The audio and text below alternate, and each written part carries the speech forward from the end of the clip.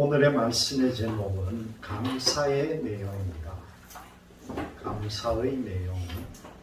본문의 말씀은 고린도전서 1장 3절에서부터 9절까지의 말씀입니다. 제가 다시 한번 들려드립니다. 하나님 우리 아버지와 주 예수 그리스도로부터 은혜와 평강이 있기를 원하노라.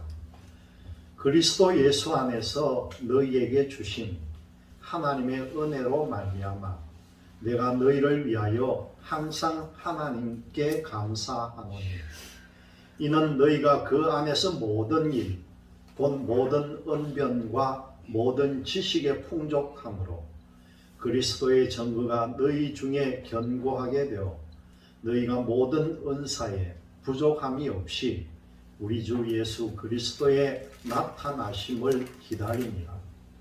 주께서 너희를 우리 주 예수 그리스도의 날에 책망할 것이 없는 자로 끝까지 견고하게 하시리라. 너희를 불러 그의 아들 예수 그리스도 우리 주와 더불어 교제하게 하시는 하나님은 미쁘시도다. 아멘. 2020년 작년 연초 1월 달에 이 코로나19 팬데믹이 본격적으로 진행되기 전에는요, 사람들이 이런 경우를 당하리라고 누가 생각을 했겠습니까?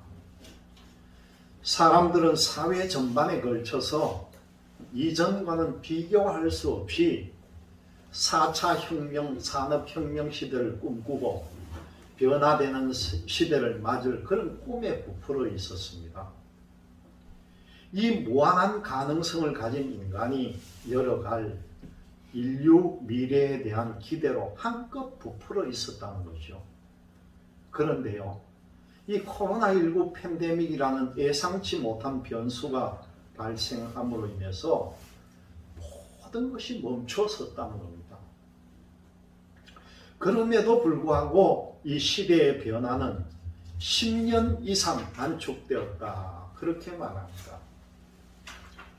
어저께 뉴스를 보니까 오미크론이다. 우리는 생전 듣도 보도 못한 코로나 주의보가 내렸는데 아프리카를 시작해서 이제 동남아 쪽으로 이게 번짐으로 인해서 그동안에 열어두었던 나라들도 또 출입을 금지하는 그런 사태를 맞고 있습니다. 이게 언제 동안 갈지 아무도 지금 장담을 못하는 거죠. 이 사태로 인해 가지고 또 다른 면에서 보면은요, 우리 인간들이 얼마나 연약하고 무능한 존재인지 깨닫게 되는 계기가 되었고요. 또 무한 경쟁을 위해서 인간의 존엄성과 그 자연 질서를 파괴한 결과 이런 것이 생겼지 않나 하는 반성도 하게 되었고요. 또 지금까지 숨 돌릴 틈 없이 달려온 이 속도전 같은 이 상황을 잠시 멈추고 다시 한번 재정비하는 시간을 갖게 됐다는 겁니다. 하나님께서는 이 인간이 초래한 재앙에도 불구하고요, 인간의 실상과 미래에 대해서 다시 생각하고 돌아서라고 하는 잠시 멈춤의 시간을 우리에게 주었다고 믿으시기를 바랍니다. 이 코로나19 팬데믹으로 인해서 그동안의 성장과 성공주의에 가려졌던 한국 교회의 온갖 부끄러운 모습들이 일시에 드러나는 일이 생겼습니다.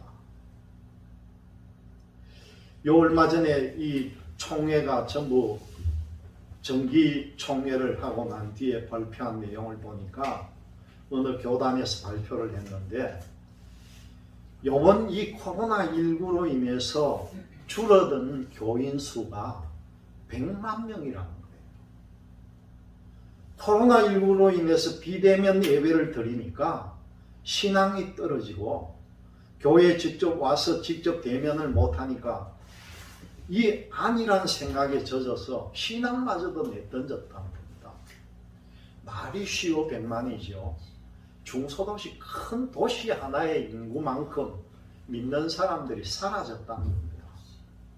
우리나라 성도들이 총 합해서 기독교인이 900만이라고 했는데 이제 한 800만 정도로 우리가 예상을 하면 될 것 같아요.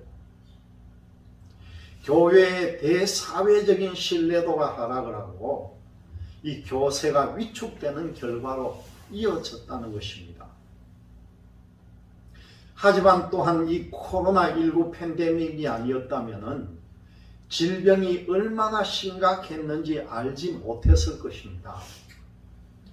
이제 우리는요, 이 코로나19 이후를 준비하면서 지금까지 드러났던 모든 문제들을 도려내고 신앙의 본질을 회복하는 기회로 삼아야 합니다. 인간의 위기는요, 언제나 하나님의 은혜와 맞닿아 있었다는 겁니다. 우리는 이 위기를 기회로 전환을 해야 하는 거예요. 오늘 말씀을 통해 보면은 이 고린도 전서는 사도 바울이 2차 전도 여행 때 개척했던 고린도 교회에 보낸 첫 번째 편지입니다. 고린도전서 5장 9절 말씀에 보면은 사도 바울이 그 전에도 보낸 서신을 통해서 여러 죄의 문제를 무분별하게 용납하는 태도를 지적하고 있는 걸 볼 수가 있습니다. 그런데 그 이후에요, 7장 1절을 보면은 글로에라고 하는 사람의 집 사람들이라고 밝힌 사람들과 고린도 교회 교인들이 보낸 편지, 그리고 16장 17절에 보면은 사도 바울을 방문했던 스데바나와 버드나도 그리고 아과이오를 통해 들었던 소식, 이 소식들을 이미 지적했던 문제뿐만 아니라 그리스도의 몸인 교회가 여러 파로 갈라져서 분쟁하고 있다는 걸 알았다는 거죠. 이 교회에 분파가 일어나고 서로 패가 갈리는 이것은 예나 지금이나 똑같은 현상인 거예요.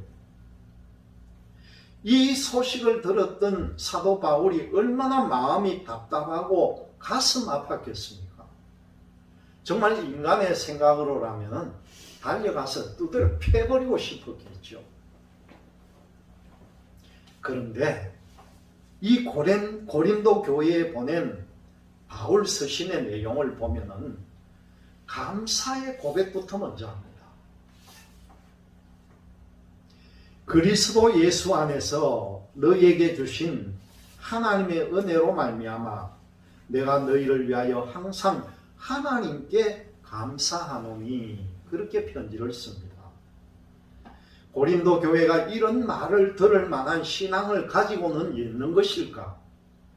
아니면은 본격적으로 책망하기 전에 먼저 덕담조로 책망해서 일부러 덕담을 먼저 보낸 것일까? 사도 바울이 감사하고 있는 내용은 무엇이고 그 이유는 무엇인지 우리가 한번 살펴보려고 하는 거죠. 사도 바울이 고린도 교회 성도들을 생각할 때 감사하는 이유는요, 그리스도 예수 안에서 너희에게 주신 하나님의 은혜라는 것입니다. 그리스도인의 감사는 언제나 결과에 선행하는 그 하나님의 은혜를 기억을 해야 한다는 거죠. 오늘 본문은 발신자와 수신자를 언급하고 난 뒤에 은혜와 평강을 전하는 당시의 일반적인 서신의 인사말인 1절과 3절의 말씀에 이어가지고 4절과 9절에 감사의 기원으로 구분하는 것이 일반적인 해석입니다. 그러나 오늘 이 말씀의 인사말의 끝 구절인 3절부터 이어지고 있습니다.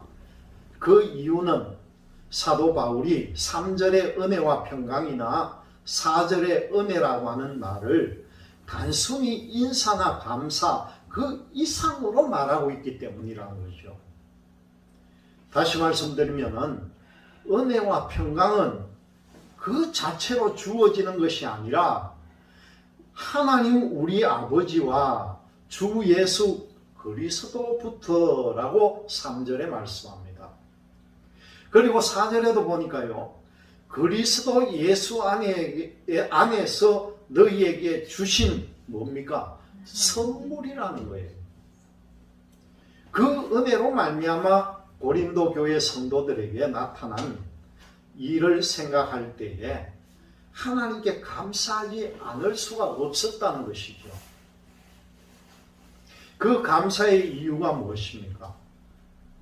첫 번째로 보니까요, 고린도 교회는 하나님의 은혜로 모든 언변과 모든 지식에 풍족했다는 겁니다.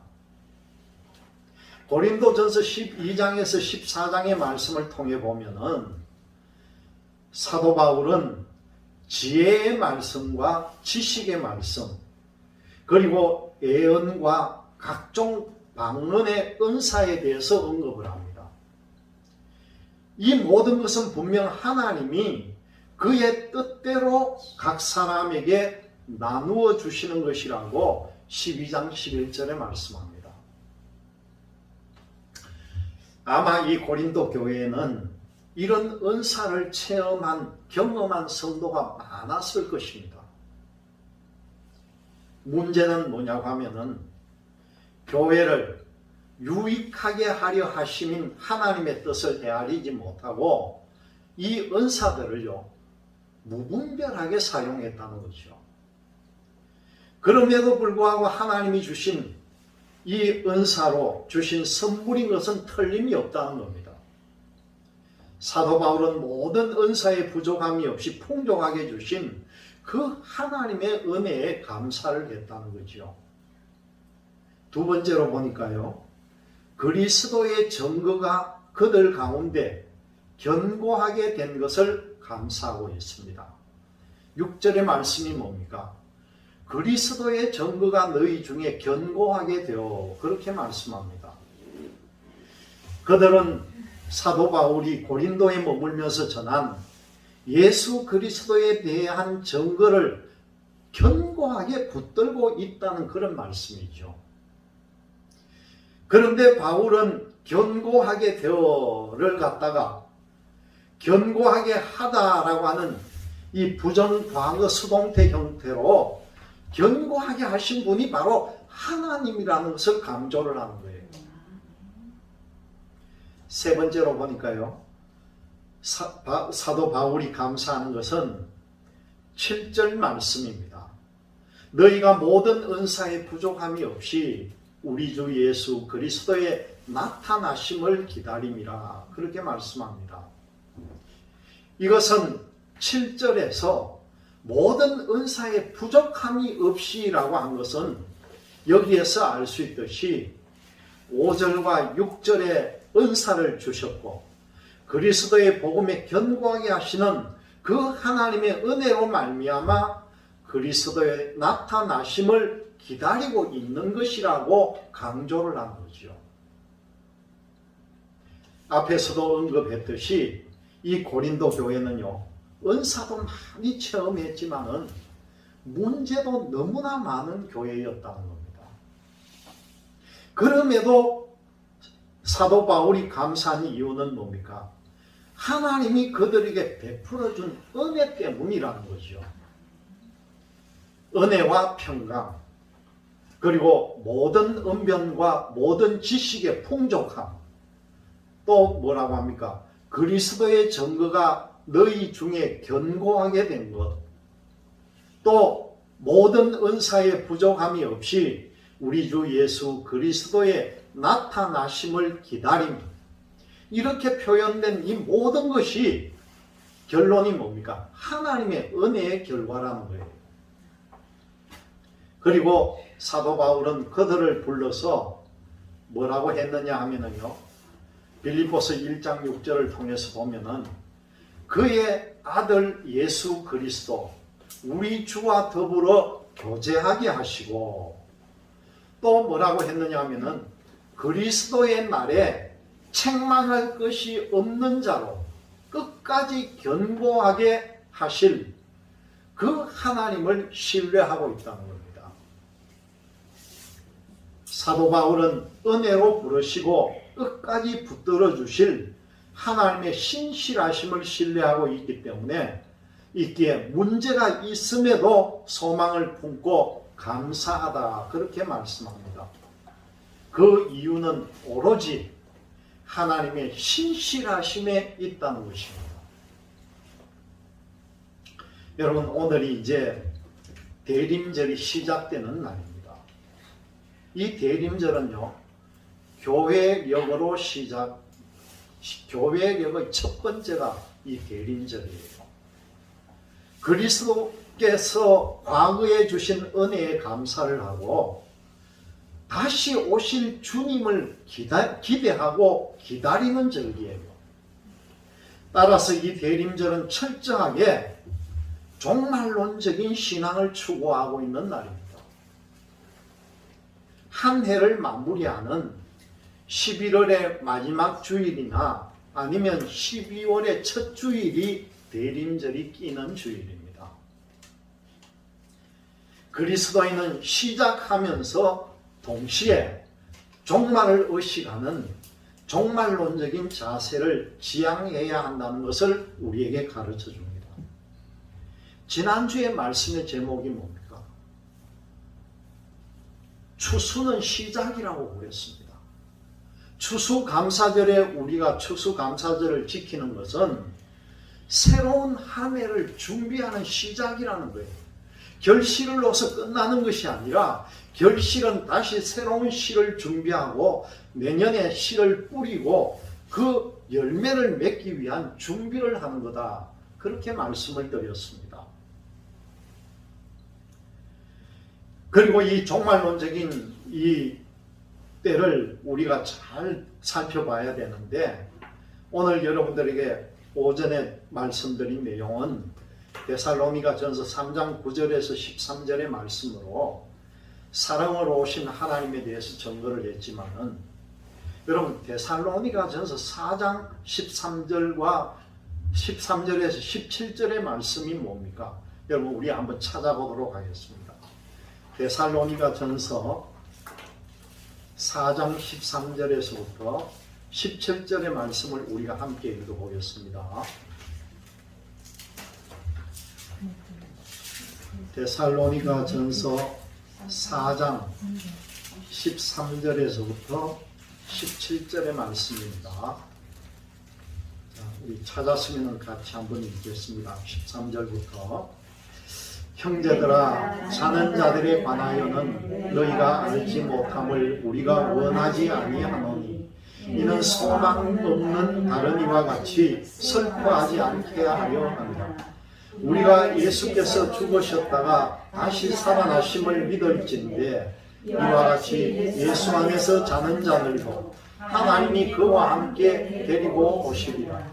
우리가 주의 말씀으로 너희에게 이것을 말하노니 주께서 강림하실 때까지 우리 살아남는 자도 자는 자도 보다 결코 앞서지 못하리라. 주께서 호령과 천사장의 소리와 하나님의 막할 소리로 친히 하늘로부터 강림하시리니 그리스도 안에서 죽은 자들이 먼저 일어나고 그 후에 우리 살아남은 자들도 그들과 함께 구름 속으로 끌어올려 공중에서 주를 영접하게 하시리니 그리하여 우리가 항상 주와 함께 있으리라. 아멘. 여러분 이 장면이 바로 휴거하는 장면이에요. 여러분들이 이 시간 제가 드린 말씀을 잘 기억을 해야 합니다.